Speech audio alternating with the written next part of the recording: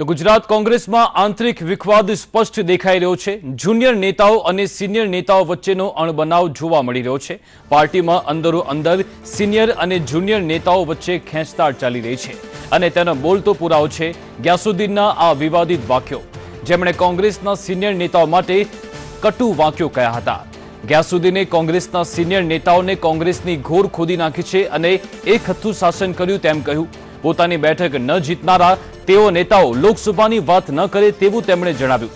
આજે કોંગ્રેસ આગળ આવી છે તે કાર્યકર્તાઓને કારણે છે, ત્યારે ગ્યાસુદ્દીનના આ વિવાદિત બોલ કોંગ્રેસમાં ખળભળાટ મચાવી મૂક્યા છે।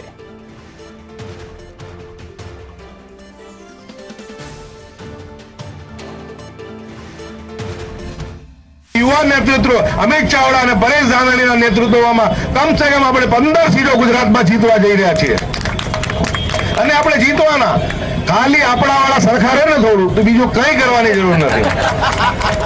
કેટલા નવરા બેઠેલા રંડાયેલા 20 વર્ષથી બધું શાસન સંભાળનારા એમને લાગે છે કે અમારો ગ્રાસ રૂટાઈ રહ્યો છે। આ યુવા નેતૃત્વ જો 15 સીટો લઈ આવ્યો તો અમારે ક્યાં જવાનું? તમને 20 વર્ષ આપ્યા બાપા, બહુ તમે ચલાવ્યું, પણ ભાઈ પરિણામ ના મેળવી શક્યા। અને પરિણામ બી કેવા? જે પોતે પોતાની સીટ ના બચાવે લોકસભા જીતાડવાની વાતો કરી રહ્યા છે કે લોકસભા જીતાડીશું। અમે કાર્યકર્તા તરીકે કહીએ છીએ કે જે નેતાઓ છે સુધરી જાય, પ્રજાનો માણસને સમજે। લોકો હવે તમારા ઝઘડાઓથી થાક્યા છે, કોંગ્રેસને આગળ આવવા દો। કાર્યકર્તાના જોડે કોંગ્રેસ ચાલે, કોંગ્રેસના કાર્યકર્તા નિરાશ થાય છે। એટલે હું તમામ લોકો પક્ષના શિસ્તમારો, પક્ષથી રડિયામણા છો, પક્ષે જ તમને જે કંઈ આપ્યું છે અને આજે કાર્યકર્તા એટલો પસીનો પાડતો હોય, તમે પગાર લો છો? તમે દરેક કાર્યક્રમ હો, કામ ધંધો રોજી રોટી મૂકીને એક વાત પર તમે લોકો દોડીને આવતા હો છો। આવો છો કે નથી આવતા?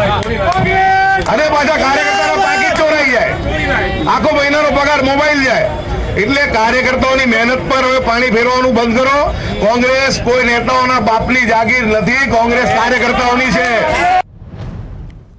તો આજ મુદ્દે અમારી સાથે વાતચીત કરવા ગ્યાસુદ્દીન શેખ જોડાઈ ગયા છે। આપનું સંદેશ ન્યૂઝમાં સ્વાગત છે। ગ્યાસુદ્દીનભાઈ, આપની પાસેથી જાણવા માંગીશ કે જસદણની પેટા ચૂંટણીમાં હાર અને હવે 2019ની ચૂંટણી નજીકમાં છે અને ત્યારબાદ સિનિયર નેતાઓની નારાજગી ઉડીને આંખે વળગી છે। શું આ સિનિયર નેતાઓ જ કોંગ્રેસની પડતી માટે જવાબદાર છે?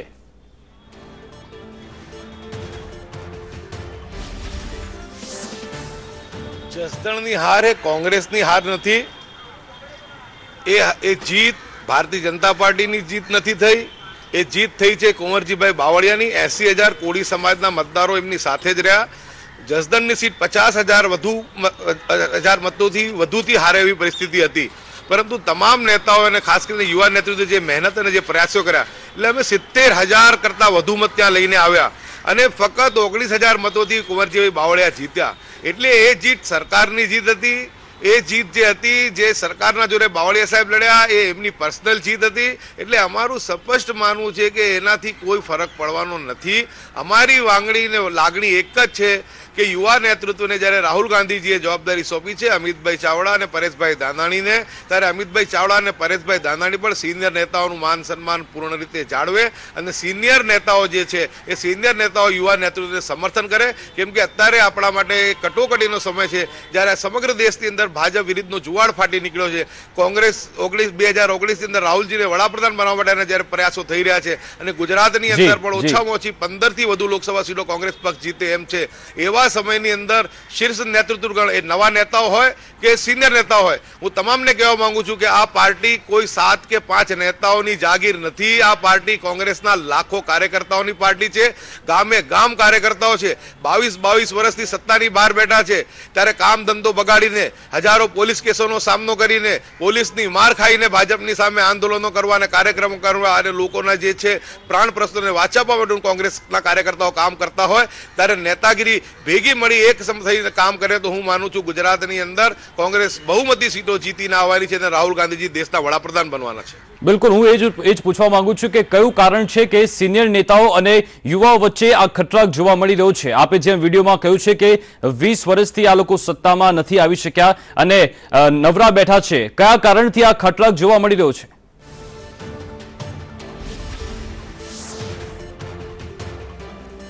તમારી વાતનો અનર્થ થઈ રહ્યો છે. મારું જે કહેવાનો હાર્દ હતો એ જ હતો કે પાર્ટીએ તમામ લોકોને પૂરતી જવાબદારીઓ આપી છે, પૂરતી તકો આપી છે, પૂરતો માન સન્માન આપ્યું છે. એટલે મારું કહેવાનું એમ હતું કે જો પાર્ટીના 5-7 નેતાઓ દરેક વખતે એમના ચહેરાઓ ટીવી સ્ક્રીન પર આવતા હોય તો એનાથી મેસેજ રોંગ જાય છે.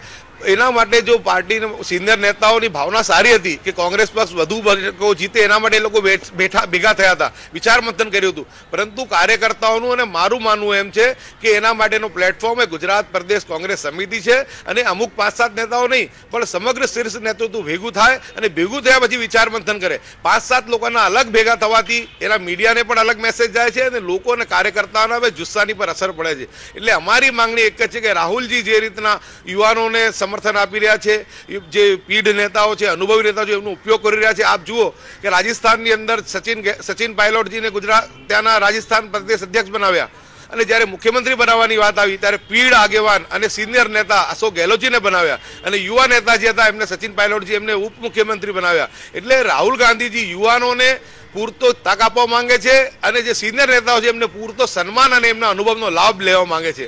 એટલે અમારી વાત એટલી જ હતી કે બધા ભેગા મળીને કામ કરે, જુનિયર કે સિનિયર. હું તો બધાને એક જ વાત કહું છું, એ મારા મનની વાત હતી. તમામ કાર્યકર્તાઓ જે છે, ગુજરાતના લાખો કાર્યકર્તા જે ગામે ગામ પથરાયેલા છે, એ કાર્યકર્તા પાર્ટીના સાચા માલિકો છે. પાર્ટીના માલિકો શીર્ષ નેતૃત્વને કહે છે કે બધા ભેગા મળીને સરસ રીતે આપણે કામ કરીએ અને ગુજરાતની અંદર 15 કરતાં વધુ લોકસભાની સીટો આપણે જીતી રાહુલ ગાંધીજીને દેશના વડાપ્રધાન બનાવવામાં સહાયરૂપ થઈએ. પણ આ સિનિયર નેતાઓની નારાજગીનું કારણ શું છે? કારણ કે ગઈકાલે પણ પૂર્વ કેન્દ્રીય મંત્રી છે તુષાર ચૌધરી સુરતમાં તેમના અધ્યક્ષસ્થાને એક બેઠક મળી હતી. તમામ જે કોંગ્રેસના નારાજ આગેવાનો હાજર રહ્યા હતા. થોડા દિવસો અગાઉ અર્જુન મોઢવાડિયાના ઘરે પણ અસંતુષ્ટોની બેઠક મળી હતી. તો આ તમામ સિનિયર નેતાઓની નારાજગીનું કારણ શું છે?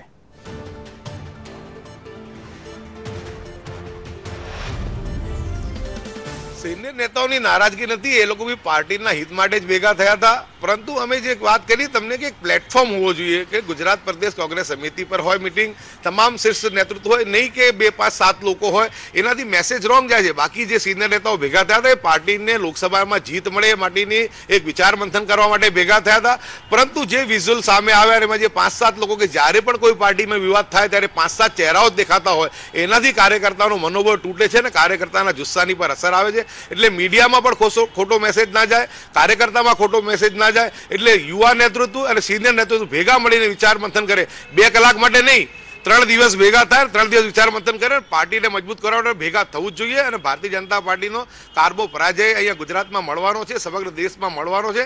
એટલે બધા ભેગા મળીને કામ કરે, એટલી જ અમારા કાર્યકર્તાઓની માંગણી અને લાગણી છે. જી બિલકુલ, આભાર અમારી સાથે વાતચીત કરવા બદલ અને જોડાવા બદલ.